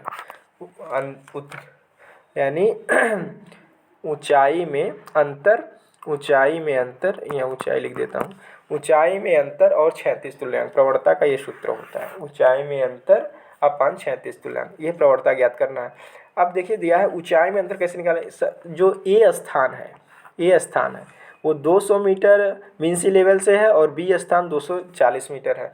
तो ऊंचाई में अंतर आपको चाहिए सूत्र में, तो ऊंचाई में अंतर आप निकाल लेंगे कि 100 जो है 200 मीटर और 240। ऊंचाई में अंतर कितना? 240 में से अगर 200 घटा देंगे, 240 में से 200 घटा देंगे तो 40 आ जाएगा। चलिए यहाँ से समझाते हैं। तो सबसे पहले प्रवणता में हमको चाहिए ऊंचाई में अंतर। तो ए है आपका ए कितने मीटर पे? 200 मीटर पे है और बी कितने पे है? 240 मीटर पे है। तो इसमें ऊंचाई में अंतर कितना हुआ? 40 मीटर का। क्लियर है? 40 मीटर का हो गया। ऊंचाई में अंतर अपान क्या बताता? क्षैतिज तुल्यांक। दोनों कितने दूरी पे हैं? देखिए ए व बी के बीच की दूरी 4 सेंटीमीटर है। अब 4 सेंटीमीटर दोनों दूरी पे हैं, लेकिन यहाँ पे स्केल क्या दिया है? 1 सेंटीमीटर प्रदर्शित कर रहा है 50 सेंटीमीटर को, या 1:50। जब 1 सेंटीमीटर दूरी प्रदर्शित कर रही है 50,000 सेंटीमीटर दूरी को, 50,000 सेंटीमीटर दूरी को, तो यहाँ पे 4 सेंटीमीटर कितने दूरी प्रदर्शित करेगी? 4 सेंटीमीटर कितने दूरी प्रदर्शित? 4 × 50,000, 4 × 50,000 हो जाएगा। ठीक है, जब 4 × 50,000 का क्या मतलब हो जाएगा? 4 पंचे 20, 4 पंचे 20 हो जाएगा और ये 4 जीरो आप उतार लेंगे, यानी 2 लाख सेंटीमीटर को। ठीक है, ये 1 जीरो और रहेगा 5 जीरो है, तो 2 लाख सेंटीमीटर, यानी 4 सेंटीमीटर दूरी प्रदर्शित करती है 2 लाख सेंटीमीटर को। अब देखिए ये है आपका मीटर में और ये आपका 40 जो है ऊंचाई में अंतर जो है मीटर में, और ये सेंटीमीटर में जो है, इसको हम लोग मीटर में बदलते हैं तो सेंटीमीटर को मीटर में बदल लेते हैं। 2 लाख सेंटीमीटर है, जब 2 लाख सेंटीमीटर है तो 2 देखें 3 4 5, 2 लाख सेंटीमीटर है। इसको मीटर में बदलने के लिए क्या कर देंगे आप? भाग देंगे ना, तो भाग किसे देंगे? सेंटीमीटर को मीटर में बदलने के लिए 100 से भाग दे देंगे आप, 100 से भाग देंगे तो ये मीटर में बदल जाएगा। तो 1 0 2 0 और 1 0 2 0, यानी 2000 आ गया। 2000 मीटर, यानी 4 सेंटीमीटर प्रदर्शित करता है 2000 मीटर को। अब सूत्र पे रख दीजिए। प्रवणता बराबर बताया था प्रवणता बराबर बताया था, क्या बताया था? ऊंचाई में अंतर बटे क्षैतिज तुल्यांक। ऊंचाई में अंतर आपका 40 मीटर और क्षैतिज तुल्यांक आ गया आपका मीटर में 2000 मीटर। ठीक है, 2000 मीटर, यही ना? तब 0 0 से कट जाएगा और 4 से इसमें काट दीजिए, 4 पंचे 20, 4 पंचे 20 हो जाएगा, तो ये कट जाएगा, यानी कितना आ गया? 1/50 आ गया, 1 जीरो बचा, 1/50। तो प्रवणता कितनी हो जाएगी? 1/50। इसका सही आंसर क्या हो जाएगा? तीसरा। देखिए बहुत आसानी से मैं समझा दिया हूँ। अगर थोड़ा सा भी नहीं समझा फिर से वीडियो देखेंगे, बहुत अच्छे से आपको समझ में आ जाएगा। ठीक, चलिए 93 देख लेते हैं। 93 है आपका 93 है आपका, कूट के सहायता से निम्नलिखित कौन सा कूट मंद स्थलाकृति के किसी क्षेत्र के 6 बसावटों के दिए गए वितरण को आर्यन मूल्य है। 6 बसावटों का आर्यन मूल्य क्या है ये बताना है। यानी नियरेस्ट नेबर एनालिसिस से क्वेश्चन पूछ दिया है। ये आसान सा है, बहुत आसानी समझाएंगे, जब पता भी नहीं चलेगा कि इसका क्या मतलब कि क्या आसानी से आंसर आ गया। आप लोग खुश हो जाएंगे देख के। देखिए क्या है, पहले हम लोग जान लेते हैं नियरेस्ट नेबर एनालिसिस का सूत्र क्या होता है।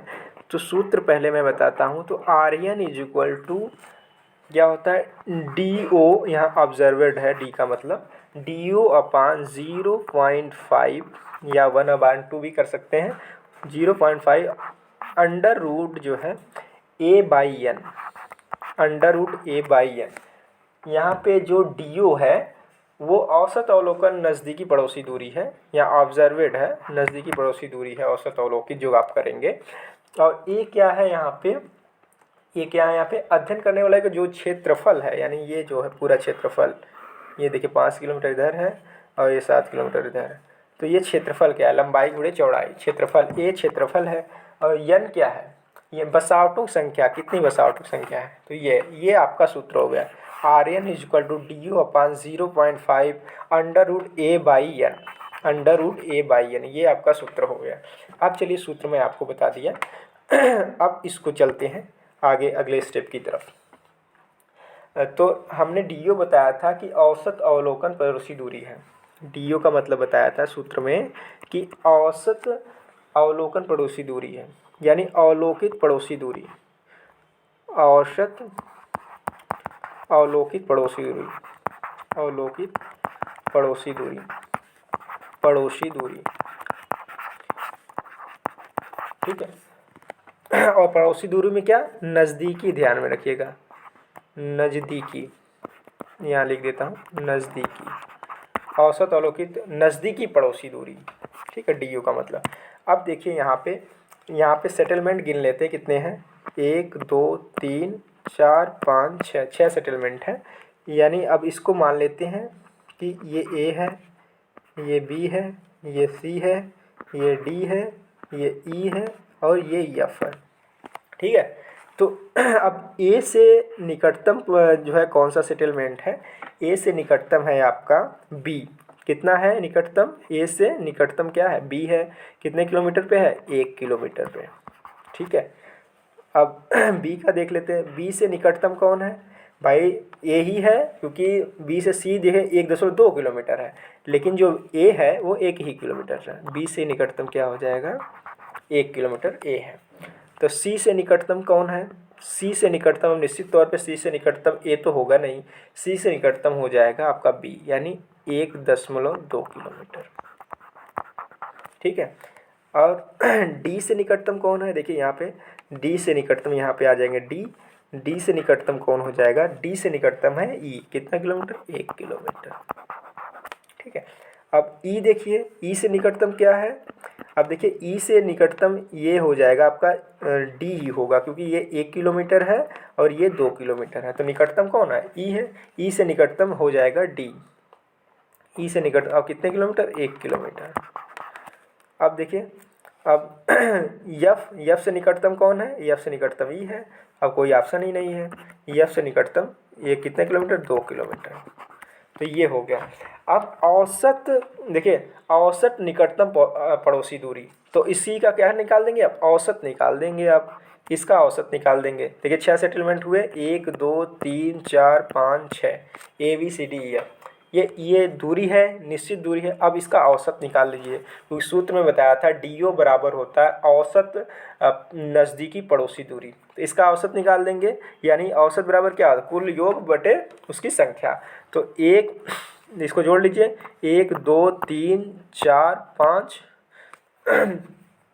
6 सेटलमेंट है, तो 6 हो जाएगा, यानी 1 प्लस दूसरा 1, तीसरा 1.2,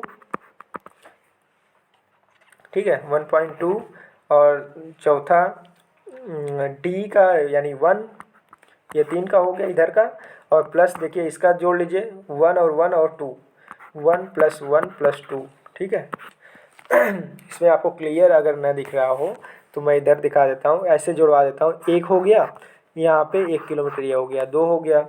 अब एक 1.2 छोड़े रहते हैं, इसको छोड़े अभी। ये 3 हो गया, ये 4 हो गया, ये 6 हो गया।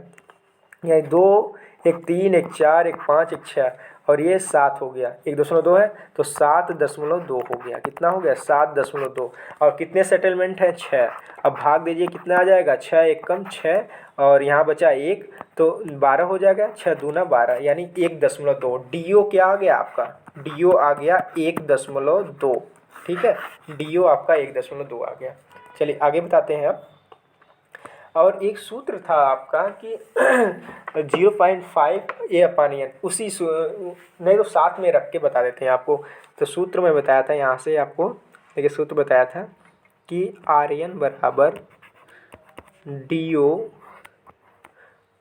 ओ upon under root 0.5 under root A by N, ये बताया था। अब डी ओ की वैल्यू हम लोगों ने निकाल लिया है। डी ओ की वैल्यू निकाल लिया मैंने, कितना? 1.2। ठीक है। 0.5 है, अंडर रूट में कितना है आपका? ए कितना है? 7 और 5 है, यानी 7 × 5 = 35।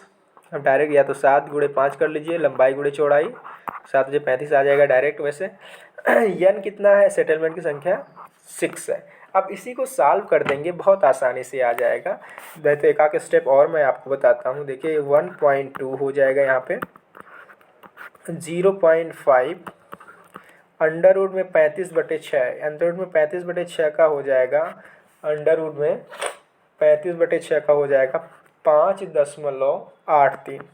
5.83, 5.83 हो जाएगा। जब इसको अंडर रूट से बाहर निकालेंगे 1.2 अपान 0.5 इंटू, जब इसको अंडर रूट से बाहर निकालेंगे तो ये 2 पॉइंट समथिंग आएगा। ठीक है, 2 पॉइंट समथिंग आएगा। तो 1.2 अपान ये भी लगभग 1.200 करके आएगा। ठीक है, आप निकाल लीजिएगा आसानी से। तो ये क्या हो जाएगा? 1.2 अपान 1.2 क्या हो जाएगा? 1 आ जाएगा।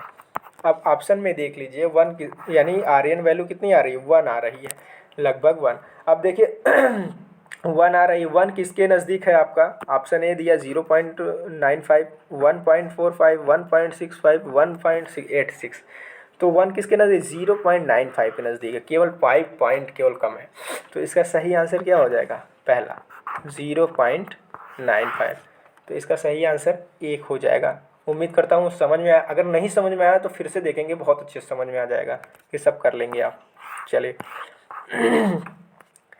क्वेश्चन नंबर 94 देखते हैं। निम्नलिखित में से कौन सा संगठन भारत में रिमोट सेंसिंग डाटा प्राप्त करने और उसको प्रोसेस करने के पश्चात उसका कार्य करता है? कौन सा भाई रिमोट सेंसिंग डेटा प्राप्त? देखिए इसमें थोड़ा से वो करके दे दिया है हिंदी माध्यम वालों के लिए, क्योंकि इसमें HHAR centre, SDF centre, LPS centre, NRSC centre, NRSC, तो इससे आप निकालें NRSC मतलब क्या हुआ? National remote sensing agency, national remote sensing agency. ठीक है, NRSC, इसका सही आंसर क्या हो जाएगा कि निम्नलिखित कौन सा संगठन भारत में रिमोट सेंसिंग डाटा प्राप्त करने और उसको प्रोसेस करने के पश्चात उसका कार्य करता है? तो NRSC। ठीक है, नेशनल रिमोट सेंसिंग एजेंसी, इसका सही आंसर हो जाएगा चौथा। चलिए अगला क्वेश्चन देख लेते हैं। क्वेश्चन नंबर है आपका 95। देखिए पुराना क्वेश्चन फिर से आ गया। तरंग दैर्ध्य के बढ़ते क्रम में निम्नलिखित EMR स्पेक्ट्रम बैंड का निम्नलिखित में कौन सा सही क्रम है? इलेक्ट्रोमैग्नेटिक रेडिएशन, EMR कर, केवल इसमें EMR जोड़ दिया है आपको कन्फ्यूज करने, थोड़ा से अलग क्वेश्चन बनाने के लिए। तो मैं बताया था आपका विबग्योर, विब GYOR, ग्योर, विबग्योर बताया था। देखिए अब इसमें है नीला, हरा, लाल, पराबैंगनी। तो पराबैंगनी लास्ट में लेके जा रहा है, तो ये तो पहले ही गलत हो जाएगा। अब देखिए कह रहा है कि लाल, नीला, हरा, बैगनी, लाल, नीला, हरा, बैगनी, पराबैंगनी। तो लाल को पहले ही लेके आ रहा है, तो ये भी गलत हो जाएगा। अब देखिए पराबैंगनी नीला, पराबैंगनी नीला यानी ब्लू, और हरा यानी ग्रीन, और लाल, लास्ट में लाल है। यहाँ भी लाल है लेकिन ये अलग है। देख तो पराबैंगनी सबसे पहले आएगा, पराबैंगनी फिर बैंगनी, ठीक है। तो ये नीला यानी ब्लू, फिर हरा यानी ग्रीन, फिर लाल। तो ये तीसरा आंसर देखिए, पहले आपका पराबैंगनी, पराबैंगनी के बाद नीला यानी ब्लू आ जाएगा, ये देखिए ये वाला। फिर उसके बाद नीला के बाद हरा आ रहा है यानी ग्रीन, ग्रीन के बाद रेड आ रहा है। तो बिल्कुल सही ऑप्शन में आ रहा है ना, तो इसका सही आंसर तीसरा हो जाएगा। चलिए अगला क्वेश्चन 96 देखते हैं। 96 दिया है, कथन और कारण क्वेश्चन। राडार को सक्रिय संवेदक सेंसर माना जाता है, राडार को सक्रिय संवेदक सेंसर माना जाता है। तर्क क्या दिया है, ये संवेदक रेडियो तरंगों का प्रयोग करते हुए वस्तुओं और उसके रेंज का पता लगाते हैं। तो बिल्कुल सही है, इसका यही इनका काम है।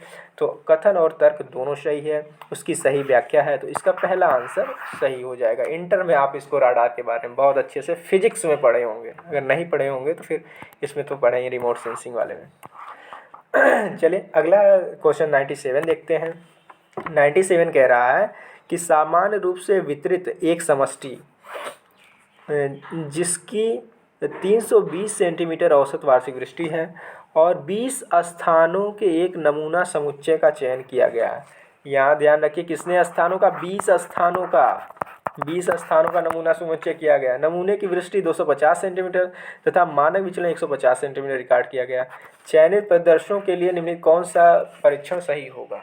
दिया है जेट परीक्षण, एक्स स्क्वायर परीक्षण, एफ परीक्षण या टी परीक्षण। तो यहाँ पे होगा टी परीक्षण सर्वाधिक उपयुक्त होगा, क्योंकि टी टेस्ट जो होता है, टी टेस्ट इसमें क्या होता है कि 30 से कम नमूने अगर लिए जाते हैं तो उसके लिए क्या किया जाता है, टी टेस्ट का प्रयोग किया जाता है। टी टेस्ट को और किस नाम से जाना जाता है? स्टूडेंट टी टेस्ट भी कहा जाता है, स्टूडेंट टी टेस्ट के भी कहा जाता है, ठीक है। तो इसका क्या क्या हो जाएगा, किस परीक्षण का आप उपयोग करेंगे? तो टी परीक्षण का उपयोग आप करेंगे, ठीक है। टी परीक्षण का उपयोग करेंगे। टी परीक्षण किसने दिया था, अगर ये पूछ दिया जाए तो 1908 में विलियम गॉसेट महोदय ने टी परीक्षण का विकास किया था, ठीक है। चलिए तो इसका सही आंसर हो जाएगा टी टेस्ट, टी परीक्षण।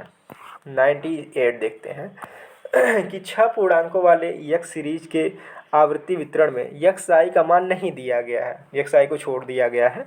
माध्य यक्स बार की गणना के लिए मापदंड के रूप में समेसन ऑफ एफ एक्स बराबर दिया है 370, और एक्स आई का आवृत्ति को छोड़कर जो एफ आई यानी इंटरवल 10 है, और समेसन ऑफ एफ 58 अप्राप्त पूर्णांकों की आवृत्ति सहित, और एक्स बार दिया है 7.586 दिया गया है।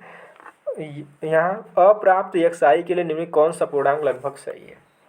कौन सा पूर्णांक लगभग सही है? तो इसको आपको निकालना है। तो इसमें पूछा क्या, समझा?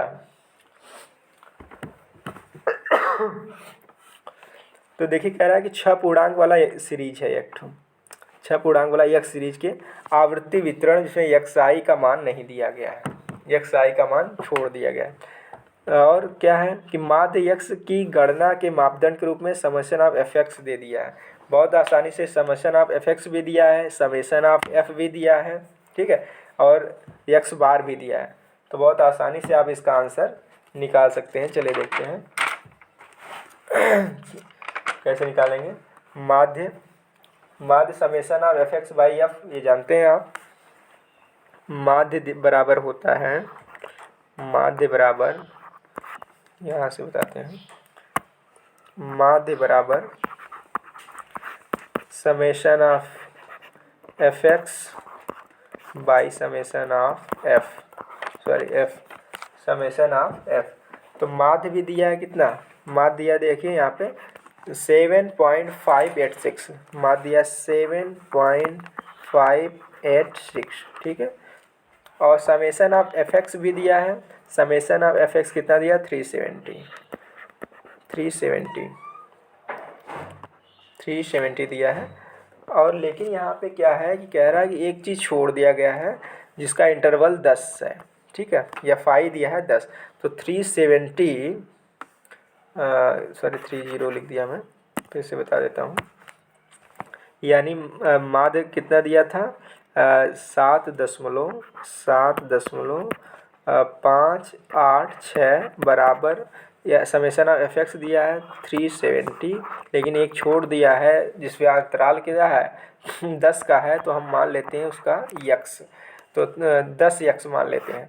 और समेशन ऑफ एफ एक्स हो गया, और समेशन ऑफ एफ भी दिया है, एफ कितना दिया 58 दिया है, तो अपान 58 हो जाएगा। तो इसमें 58 गुणे 7.58, यहाँ गुणा करना 58 गुणे 7.586 बराबर क्या हो जाएगा 370, यानी 370 प्लस 10 एक्स। इससे आप 10 एक्स का मान निकाल देंगे। 58 गुणे 7.586 करेंगे जब आप, और उसमें से 370 घटा देंगे, तो और अपान में क्या करेंगे 10 का भाग दे देंगे, तो आ जाएगा यक्स बराबर 7। इसको आप सॉल्व कर लीजिएगा, और टाइमिंग नहीं, क्योंकि कैलकुलेशन ही है इसमें। 58 गुणा 7.586 में करेंगे, जो आएगा उसमें 370 घटाकर 10 से भाग दे देंगे, वही आ जाएगा लगभग 6.99 आएगा, जो लगभग 7 के बराबर है। ठीक है, तो इसका सही आंसर हो जाएगा लगभग 7 के बराबर। कौन है इसमें, देखिए ये 7, दूसरा आंसर सही हो जाएगा। तो इसमें क्या हो जाएगा, दूसरा लगभग 7 के बराबर आएगा। चलिए अगला क्वेश्चन देख लेते हैं। क्वेश्चन नंबर 99, निम्नलिखित में से कौन सा समीकरण माध्य का सही गणितीय विशेषता इंगित करता है। माध्य की सही गणितीय विशेषता इंगित करता है। तो माध्य की सही देखिए, summation of x minus x bar बराबर न्यूनतम, summation of x minus x bar बराबर 0, और यहाँ पे अधिकतम, यहाँ पे अपरिमित दिया है सेम सूत्र का। तो जो माध्य की विशेषता है कि जब आप वो मानक विचलन निकालेंगे, सब सीरीज यक्स सीरीज से मानक विचलन आप निकालते हैं, एक्स माइनस एक्स बार निकालते हैं।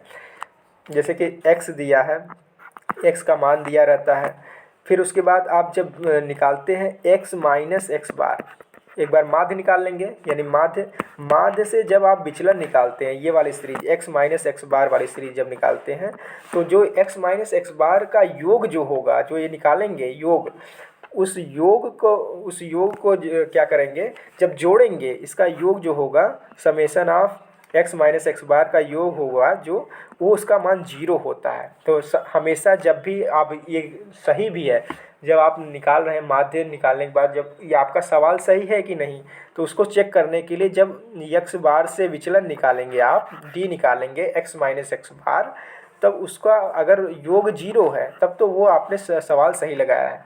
तो इसका सही आंसर हो जाएगा summation of x minus x bar equal to 0। तो कौन सी गणितीय विशेषता है, ये summation of x minus x bar बराबर 0। किसी भी माप में जो है माध्य से मानक विचलन का योग क्या होता है, हमेशा 0 होता है। किसी भी माध्य, कोई भी माध्य, किसी भी माप में माध्य से मानक विचलन का योग क्या होता है, 0 होता है। तो इसका सही आंसर 99 का दूसरा हो जाएगा। चलिए अगला क्वेश्चन देख लेते हैं। कह रहा था निम्नलिखित में से कौन सा स्केल बसावटों के रैंक साइज का सही माप है। रैंक साइज का सही माप क्या है, रैंक साइज रूल किसने दिया, जी के जिफ महोदय द्वारा दिया गया था। जी के जिफ महोदय द्वारा दिया, कब दिया गया था, 1949 में दिया गया था। ठीक है, जी के जिफ महोदय द्वारा। अब कौन सही वितरण का माप क्या है, नॉमित नॉमिनल है, क्रमिक ऑर्डिनल, या अंतराल, या अनुपात। तो उन्होंने सूत्र क्या दिया था, Pn is equal to P1 upon n। तो ये क्या अनुपातिक था। ठीक है, तो इसका सही आंसर निम्नलिखित में बसावटों के रैंक साइज का वितरण सही माप क्या है, अनुपात इसका सही माप है। 100 का चौथा आंसर सही हो जाएगा। तो इस तरह से पूरी तरह से बहुत डिटेल में आपको समझाया, सीरीज कंप्लीट हुई। अब आपसे रिक्वेस्ट है कि आप इसको लाइक करिए, शेयर करिए तथा चैनल को सब्सक्राइब कीजिए। वीडियो अंत तक देखने के लिए आपका बहुत बहुत धन्यवाद।